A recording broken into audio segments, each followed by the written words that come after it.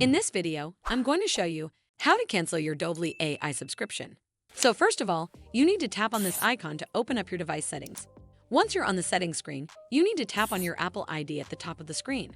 From here, you're simply going to choose the subscriptions option and then give it a moment to load. Over here, you'll then get a list of all of your active subscriptions, and underneath that are your expired ones as well. And you'll also see dates for when that next payment is due to be taken from your account. Next, tap on Dovely AI under Active Subscription section. And then in here, you'll have the option to cancel subscription at the bottom of the screen.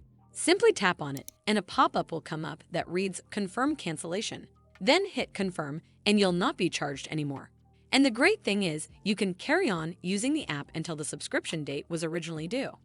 Also, deleting the Dovely AI app or your Dovely AI account will not cancel your subscription, and subscriptions renew automatically unless you cancel your subscription manually on your own. Well, that's all for this video. I hope you found this video helpful, and if you did, make sure you give it a thumbs up to see more videos like this, and don't forget to hit that subscribe button. We'll see you in the next one.